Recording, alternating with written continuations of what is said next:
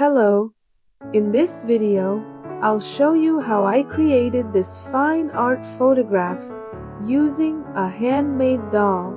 First, I'll show part of the doll's creation process and then part of the fine art image creation process where she's the main character. This video contains process sensitivity and is not a tutorial. It's about inspiration, emotional pain, and the artist at work. I'm Silvia, a self-taught visual artist, and this channel is about conceptual approaches and inspiration in creative processing. I make rustic handmade dolls created from scratch and use them as characters in artistic photographs. I use digital manipulation with software such as Photoshop, GIMP, and Krita, depending on whether I want a fine art photo or a short stop-motion video. If you enjoy reflecting on art, inspiration, and creative processes, then subscribe to the channel to support me on this journey. I started with myself. I was the raw material. I let it be born and only then asked, what does this mean? What message does this bring to me? That's how I realized that my first doll was a self-portrait character. Yes, that's right. A self-portrait. This type of work isn't just about showing us on the outside, but on the inside as well. Plato already said that a self-portrait is not just a copied image, but the result of looking inside oneself. I didn't know exactly what I was creating when I started this doll, and I also didn't fully understand why I needed to make it. According to Nietzsche, you need to have chaos within you to give birth to a blazing star. What I know about chaos is that it's not easy to be in contact with it. It's difficult to understand and difficult to endure, but creating is necessary, and I understand that the rest doesn't depend on the artist. Our mission boils down to surrendering to the process. I confess that I had to deal with a lot of resistance in starting to model a doll, but I had to do it.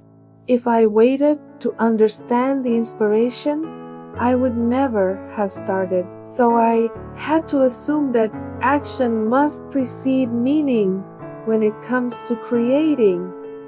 I followed that impulse, not because I trusted it, but because I trusted the gesture of following through. If I gave up, the need would find me again right there in front of me. And that's exactly what happened. So I relaxed and sat down to work. This doll wasn't conceived as a decorative object. It was conceived as resistance, as protest, as a manifestation of a very intense feeling. And as such, it should be a character in many stories. I made her as if she needed to learn its own movements for the first time. And the idea was to mix a little of what I researched about ball-jointed dolls with puppet articulation. Once they're finished, I try to understand what remains in them beyond movement. And that's a question I try to answer with each new doll I make. I think each one needs to sit, fall, lean, and sustain gestures, but mainly to show limitations. This doll wasn't born to be static. It was born to act in the scene I'm about to create. Creating my characters is a way of elaborating internal state, because not everything that lives within me finds a word.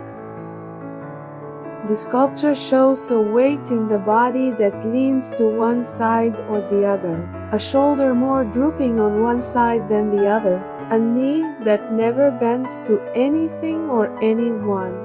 The photograph is where the character breathes. It is there that she is completed, not as a fixed identity, but as a presence in transit. And digital manipulation is the tool that makes her world more real.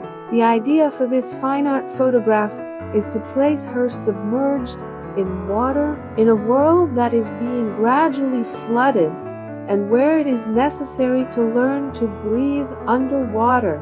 Water symbolizes the world of emotions, and the flood represents collective emotional disarray. Breathing in such an environment is the great challenge for all of us. The time-lapse of the technical process of creating the images, just so you can get an idea of the technique I used. If you want more details, please ask in the comments. Maybe creating isn't about solving. Maybe it's just about sustaining what's still forming.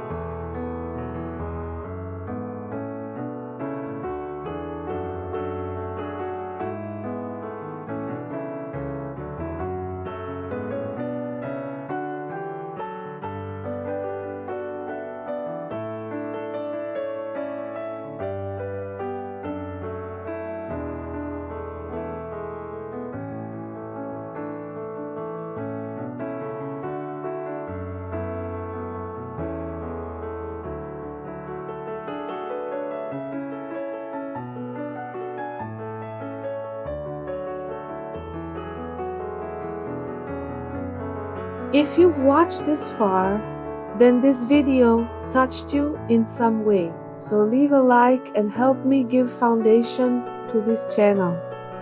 Thank you.